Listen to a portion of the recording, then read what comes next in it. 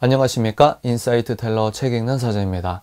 오늘은 영화 백두산, 지금 이 영상을 찍는 날은 700만 명이 아주 단기간에 돌파했다고 뉴스가 나오더라고요. 그래서 제가 백두산 영화를 보고 느낀 말을 여러분들께 말씀을 드리려고 영상을 찍습니다. 제 구독자분들도 계시겠지만 영화 리뷰가 궁금해서 들어오신 분도 계실 거예요. 저는 이제 기독교 유튜버고 기독교 보수주의라고 하는, 그래서 저와 생각이 다르신 분들은 좀 불쾌하거나 불편하시거나 도무지 이해가 안 되실 수도 있습니다. 그래서 사전에 얘 뭐야? 이렇게 하신 분들은 여기서 영상을 그만 보시는 게 이제 여러분 시간을 아끼시는 거라고 생각합니다. 이 영화의 스포일러? 네, 내용을 전반적으로 다 이렇게 너무 깊게 다루진 않고요. 그냥 편안하게 제가 영화 보고 느낀 것들을 말씀을 드리는 거거든요. 그래서 영화 전반적인 내용이 나온다. 그래서 아직 못 보신 분들은 이 영상을 보시면 재미가 없으실 겁니다. 시작하도록 하겠습니다. 제가 판단할 때는 작품성이 그렇게 월등하고 뛰어난 작품은 아닌 것 같아요. 예술성이라고 하죠. 그런 유의 영화도 아닐 뿐더러 그리고 재난 영화다 보니까 이제 플롯이라는 게 있거든요. 구조적으로, 시나리오 구조적으로 권선징악 뭐 이런 거 있잖아요. 그래서 헐리우드고 예술성이 뛰어나고 이래도 주인공이 자살하는 뭐 유럽의 영화, 어떤 독립 영화 이런 것도 있지만 큰 틀 안에서 이제 주인공이 겪고 그리고 어떤 갈등을 해소시키고 이런 플롯의 어떤 보편적인 그 룰이 있거든요. 그래서 이거를 아크 플롯이라고도 합니다. 근데 이제 재난 영화는 제가 왜 이야기를 드리냐면, 영화 평을 남기신 분들 중에서 내용이 너무 뻔하다 이렇게 말씀하시는 것도 있고 저도 그렇게 느꼈어요. 근데 아마 이 재난 영화라는 이 장르 자체가 아주 독립적인, 아주 독창적인 생각을 하는 게 좀 힘들 겁니다. 그래서 이 보편적인 이 플롯 안에서 어떻게든 감독이 새로움을 그러니까 어떻게든 씬별로 관객이 예상하지 못하는 어떤 당위성을 넣거나 뭐 좀 기발하네 이런 걸 넣거나 이런 게임이라고 생각해요. 그럼에도 불구하고 좀 좀 뻔한 게 아닌가 그렇게 생각합니다. 그러나 제가 이제 문제의식을 갖고 있는 거는, 너무 대놓고 이렇게 이념적인 영화를 이렇게 찍어 나가는 거는, 그리고 700만 명이 봤다는 거 영향력이 작지 않잖아요. 이거는 좀 우리가 문제의식을 갖고 봐야 할 필요가 있다 이렇게 느끼고 있습니다. 영화는 백두산이 이제 화산 폭발을 하는 것부터 시작을 하는데요. 그래서 CG도 좀 초반에 너무 티가 나더라고요, 개인적으로. 근데 이제 영화 시작을 더불어서 화산이 폭발하는데, 이제 대통령이 그 NSC를 소집하나요? 소집해서 브리핑을 할 때 백두산이 한번 폭발했고 앞으로 3번의 폭발이 더 있을 거다. 근데 이 2번째 폭발까지는 뭐 그렇게 저렇게 되는데 3번째 폭발은 한반도가 거의 끝날 지경이다. 이렇게 브리핑을 합니다. 그래서 이제 학자 역할을 맡은 마동석 이제 그 배우 역할이 이제 본인이 이제 학자로서 브리핑을 하는데, 3차 마지막 이 대폭발을 막기 위해서는 자기가 이제 시뮬레이션을 돌려봤을 때 이 3차 폭발을 갖고 있는 이 화산의 어떤 압축된 가스라고 할까요? 이걸 핵무기를 터뜨려서 이 가스를 대체적으로 빼주면 된다. 근데 그 성공 가능성이 4%다. 뭐 이런 식으로. 그래서 이렇게 영화가 이제 시작을 합니다. 그리고 하정우는 만기 제대 이제 바로 직전에 이제 이 폭발 때문에, 갑작스러운 폭발 때문에 하정우 이제 배우가 맡은 역할이 폭탄을 이제 전문적으로 이제 설치, 해체? 뭐 이런 부대 같아요. 그래서 이런 설정을 넣습니다. 이 영화가 그렇게 시작이 돼요. 근데 이제 거기서 나오는 대통령은 학자가 이제 성공 확률이 희박하다 하니까 본인도 지지율이 처음엔 아주 낮았지만 지금은 이렇게 됐다. 뭐 이런 대사가 있거든요. 저는 그런 게 살짝 오그라듭니다. 뭘 말하려고 하는지, 뭘 미화시키려고 하는지, 이제 제가 이상한 건지. 그래서 저게 노무현 대통령을 말하는 건가? 문재인 대통령을 말하는 건가? 둘이 합쳐놓은 건가? 그래서 그렇구나. 그런 대통령이 자기도 처음에는 한 자릿수 그 지지율이었지만 지금 몇십 프로가 돼서 이렇게 됐다. 그러니까 기적을 바라면서 이제 그 작전을 실행해라 뭐 이런 식으로 하는 거죠. 그래서 하정우가 속해 있는 그 폭탄에 관련된 부대와 정말 이제 우리가 생각하는 소위 말해서 특수부대처럼 아주 깡깡하고 이런 부대가 있는데, 이 두 팀이 비행기를 나눠서 이제 북한으로 갑니다. 근데 날아가다가 아주 이제 무서운 군인분들, 프로 군인분들, 아니 군인분 다 프로, 하여튼 여간 아주 멋있는 이제 싸우고 막 이제 특수부대 막 이런 부대가 탄 비행기가 화산재 때문에 이제 폭발해요. 추락하고 터지고 이래서 다 죽는 이런 설정입니다.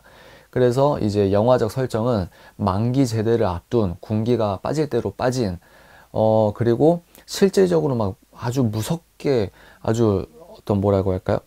군인의 어떤 군기가 바짝 들고 이렇게 정말 멋있는 이런 게 아니고, 살짝 군기가 빠진 팀으로 묘사가 됩니다. 그래서 어떤 시나리오적 당위성을 뭐 생각을 했는지 모르겠지만, 저는 개인적으로 거기서도 좀 불만이 있었어요. 한국 군인의 모습은 이렇다. 너무 이제 이병헌 무슨 특수부대 비밀요원 같은 북한 그런 부대와 좀 뭐라고 해야 되지? 너무 비교해서 보여주거든요. 그래서 이제 제가 영화를 보면서 편하게 적은 것들을 쭉 이렇게 하겠습니다. 그리고 이제 이병헌을 이제 북한의 비밀 요원이 그 위치를 알고 있다, 뭐 이런 좀 뻔하시죠, 여하간. 그래서 이병헌과 접촉하고 이제 이병헌이 핵무기를 이렇게 보여주는데, 국보라고 합니다. 핵무기가 우리의 국보다 그러면서 배경음악이 굉장히 웅장하게 깔리거든요. 그게 이제 미화죠, 미화. 그래서 야, 이거 봐, 저거 봐, 야, 북한의 핵무기 핵탄두가 6개인가 있었는데 4개인가? 야, 이렇게 웅장하게 하고 예술적 어떤 효과로 누가 보더라도 웅장하게 느껴질 만큼 북한은 자주적으로 이런 핵무기를 보유했다. 근데 이제 영화 초반에는 미국에게 핵무기를 다, ICBM을 다 넘겨주는 것처럼, 그래서 한반도의 비핵화가 이제 바로 직전에 있는 것처럼 묘사를 하는데, 일단 북한이 보여주는 핵무기는 이제 막 여러 개가 있어요. 근데 너무 미화한다. 대한민국 군인들은 정말 허접하게 표현을 합니다. 모든 대원이. 뭐 똘똘한 사람도 뭐 있었겠지만, 근데 하정우 배우가 이제 주변 애들한테, 자기 직속 부하니까 대한민국 군인이죠. 근데 자기 직속 그 밑에 있는 애들한테 동무들 이렇게 편안하게 지나가는 대사들이 있거든요.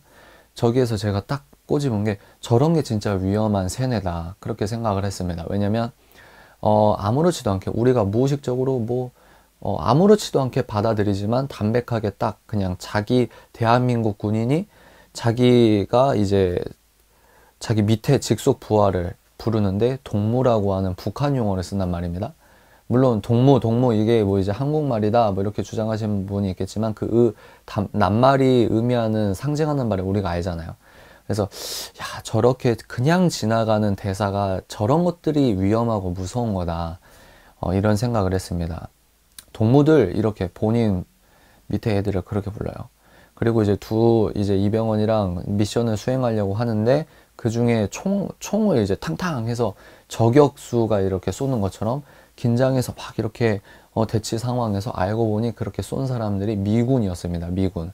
여기에서 당연히 여러분도 이제 예상하는 바가 있죠. 한국이 지금 한반도를 살릴 수 있는 마지막 희망이라고 볼 수 있는 이 작전을 해야만 우리나라가 산다고 하는 건데, 미국은 본인들의 국익에 있어서, 어떻게 백두산이 중국도 이제 중국 국경도 접하고 있잖아요. 그러니까 미국이 이제 겨우 한반도 비핵화라는 걸 이뤄냈는데 어떻게 중국 국경 바로 앞에서 핵무기를 터뜨리냐, 그거 잘못되면 어떻게 감당이 안 되니까 한국의 그런 작전을 말립니다. 그리고 하지 말라고 합니다. 또 이제 대통령이 부들부들하는 씬이 나오겠죠.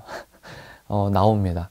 대통령이 부들부들하면서, 그러면 한반도가 그러니까 대한민국은 우리가 망하라는 거냐, 이렇게 하고 미국은 끝까지 하지 말라고 하고, 그러면 당연히 그 영화를 보는 사람들은 미국이 적처럼 느껴지죠. 결국 이병헌으로 투영되는 캐릭터도 자기 이해관계 때문에 중후반까지는 그렇게 이해관계 때문에 도와주는 척을 한 거였지만, 여하간 그 관객들은 이제 미국이 적이고 북한이 친구고 이런 느낌을 갖는 거죠. 이게 저는 어떻게 생각하냐면 전형적인 우리 민족끼리 프레임입니다. 우리 민족끼리 프레임. 그래서 그 영화는 한미동맹을 깨요. 문제가 있죠. 한미동맹을 깨야만 한반도를 구할 수 있다. 실제로 구했다. 이게 이제 큰 흐름인데 이런 것들이 저는 정말 속상하다고 생각해요. 이거는 이제 나중에. 그래서 대통령이 나오는 씬에서 지지율 얘기가 또 나옵니다. 그래서 저거는 정말 좀 노골적이다. 뭐 이런 지지율로 상징하는 그 숫자의 비유가 좀 살짝 뻔한 거 아닌가. 그렇습니다. 아, 영화를 안 보신 분들은 재미가 없겠는데. 여간 또 무슨 씬이 있냐면 대한민국 군인이 북한군한테 살려달라고 애원하는 것도 있어요. 참, 문제가 많죠? 우리 민족끼리 전형적인. 그래서 나중에는 어디까지 가냐면 미군한테 북한군과 우리 대한민국 군인이 미군한테 같이 총을 쏘니다. 놀라시지 마십시오. 같이 총질을 해요. 미군한테. 그 추격신이었나? 참 웃기죠. 말이 되십니까 이게. 그리고 대한민국 군인이 너무 나약하게 나옵니다. 아주 지속적으로 끝까지 어리벙벙하게 나와요. 하정우 배우가. 그래서 제가 그 영화를 보고 하정우 배우도 좀 진짜 이거는 아니다. 하정우 배우가 저번에 PMC인가? 그 영화도 친북 영화라고 저는 생각을 하거든요. 근데 하정우 배우가 다 알 텐데 이 시나리오를 몇십 번, 몇백 번이나 받고 본인이 분석을 하고 연습을 하고 이거 다 알 텐데 그리고 바보가 아닌 이상 감독이 추구하는 바가 이 영화가 뭘 말하려고 하는지를 다 알 텐데 그래서 하정우 배우에게도 저는 좀 짙은 실망감이 좀 들더라고요. 그렇습니다. 그래서 마지막 절정에서는 중국 브로커들과 미군들은 서로 이제 핵무기를 가져가려고 하는데 그 하정우가 이제 도중에 이병헌을 이제 구해주기 위한 이런 설정도 있고 핵무기가 스탑 버튼이 없거든요. 가동하면 끝인데 하정우가 가동을 해버려요. 그러니까 중국 브로커들이랑 미군은 벙지죠. 왜냐하면 이거 터지면 다 죽으니까. 그래서 하정우가 가라, 꺼져라 라는 단어를 쓰거든요. 영화 감독이 그렇게 말하고 싶은 거를 대사에 투영했다고 봅니다. 중국, 미국 꺼져라. 나랑 북한이랑 그러니까 한반도 문제는 우리가 알아서 하겠다. 이런 거죠. 그래서 꺼져, 꺼져 뭐 이러면서 이제 갑니다. 그러면 애초에 처음에 브리핑을 할 때부터 그 대통령 앞에서 브리핑을 할 때부터 관객들은 예상할 수 있어요. 어떤 예상이냐면 백두산을 핵폭탄으로 이 위기를 극복하는구나. 이병헌이 훌륭한 역할이고 영웅적으로 자기 희생해서 자기가 대신 죽어서 이거를 같이 터뜨리고 끝나고 이제 하정우는 다시 가정의 화평을 찾는구나. 뻔히 예상하는 스토리가 있는데 그대로 가거든요. 그래서 결국 그렇게 죽어요. 이병헌 배우가 그렇게 죽고. 근데 이제 이 영화에서 계속 말하는 건 미국은 적이다. 미국은 적이고 결국 한반도에 도움이 되는 건 북한과 우리가 손잡고 열심히 우리의 평화는 우리가 지킨다. 뭐 이런 겁니다. 근데 제가 너무 어이가 없고 이거는 좀 너무 같다 싶은 건 그 뒤에 이제 모든 어떤 사건 갈등이 해결되고 1년 뒤라는 자막이 나와요. 그리고 뉴스가 나오는데 한반도 재건이라는 뉴스가 나옵니다. 그러니까 그 화산 폭발이 계속 있었을 때 큰 거를 막은 거죠. 근데 이제 앞에서 폭발이 계속 있었을 때 그 화산 지진이라고 하나요? 건물이 무너지기도 하고 도시가 파괴됐으니까 이제 한반도 재건이, 대한민국 재건이가 아니에요. 한반도 재건이라고 하면서 북한과 대한민국이 함께 한다. 남과 북이 함께 한다. 한반도 재건이, 한반도를 평화롭게 만든다. 이런 식으로 아주 새 출발을 하는 것처럼 이렇게 뉴스 보도가 나옵니다. 그리고 제가 실소를 금치 못한 건 거기서 이제 말하는 게 백두산 신재생에너지.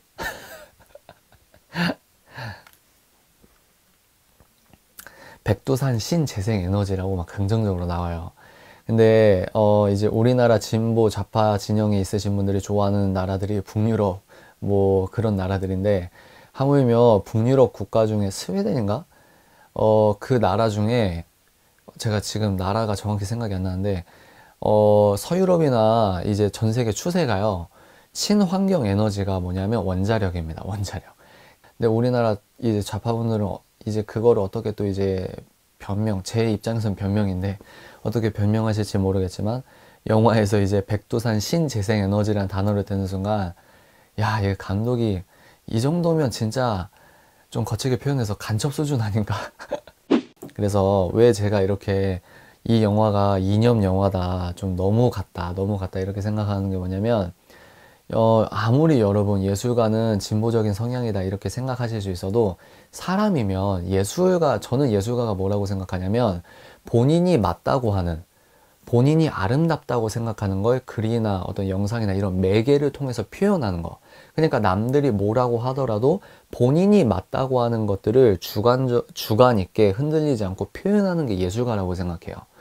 근데 아무리 많이 양보를 한다고 해도 100명의 예술가가 있으면 한두 명은 보수주의적인 예술가도 있어야 되는 게 맞습니다. 실제로 영화 감독 중에서도 그런 분들이 있긴 있어요. 근데 한국이나 여러분들 다 아시다시피 헐리우드 한번 생각을 해보십시오. 헐리우드나 아카데미 시상식 여러분 생각하실 때 트럼프를 지지하거나 이런 배우 보신 적 있으십니까?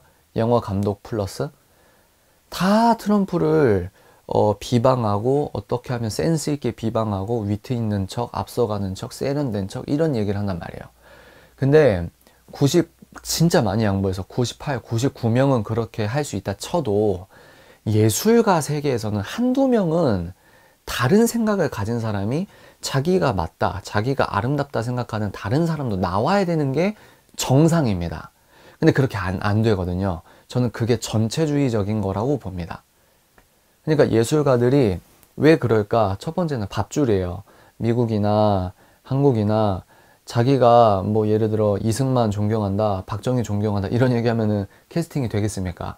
그러니까 밥줄이 걸려 있어서 그런 것도 있겠고, 두 번째는 이분들이 이제 본인들이 이렇게 생각하는 게 맞아, 보수는 무조건 이상하게 미국 민주당 지지자들이나 헐리우드 추앙자들이나 한국의 이제 진보 좌파라고 하시는 분들의 어떤 이런 흐름들이 같은 부분이 있거든요.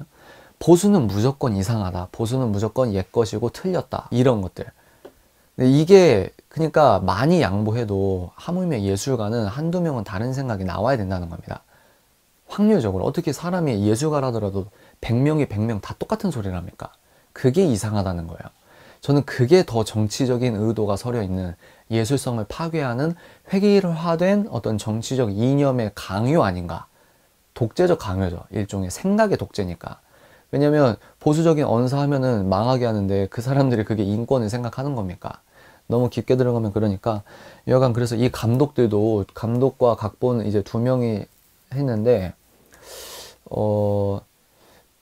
그래서 작품성이 그렇게 뛰어나지 않다고 하는 거예요. 작품성이 뛰어나지 않다고 판단을 했고, 그리고 세뇌가 어떻게 되냐면 이제 이렇게 미화하고 북한의 핵무기 보여줄 때 가장 웅장한 노래를 틀고 모든 어려운 건 북한이 다 해결하고 남한은 빌빌거리면서 고마워 애원하듯이 뭐 그렇게 하고 인질로 붙잡히듯이, 그리고 미국은 언제나 적이고 대통령은 미국 무시하고 한반도를 살리는 게 아주 옳아 보이게 이렇게 브랜드화 한다고 할까요?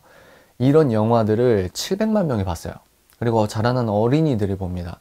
어린이들만 예를 들면 이런 영화 엄마 아빠랑 같이 보고 학교에 가서는 정교조 선생님들이 하는 아주 극좌 편향적인 교육을 듣고, 그리고 성인들도 유명한 말 중에 하나가 뭐냐면 극장은 성인들의 학교다라는 말이 있습니다. 다시요.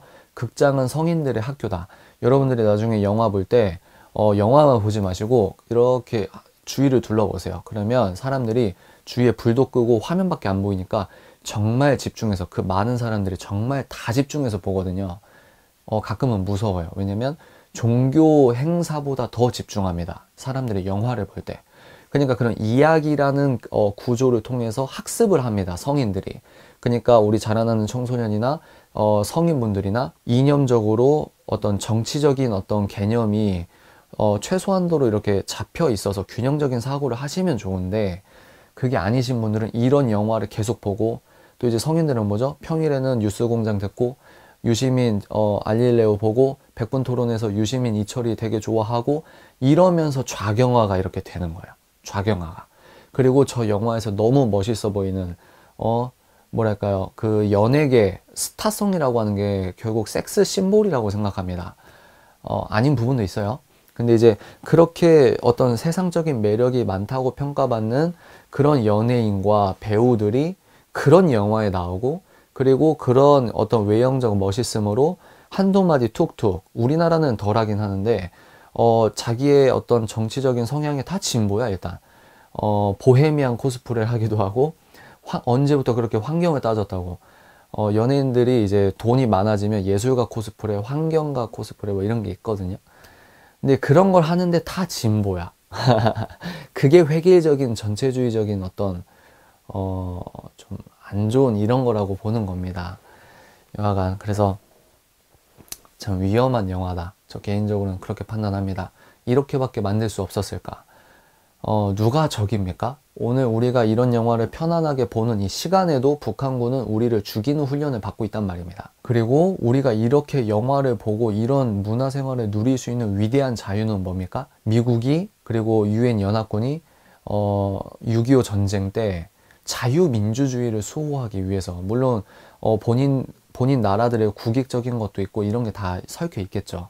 그러나 어느 나라인지도 모르는 대한민국을 어떻게 그 당시에 알겠습니까? 근데 자유민주주의를 지키기 위해서 이념 이데올로기 전쟁이었잖아요. 그렇게 목숨을 버린, 그렇게 목숨을 희생한 그 거룩하고 위대한 희생이 서려 있는 땅이란 말입니다.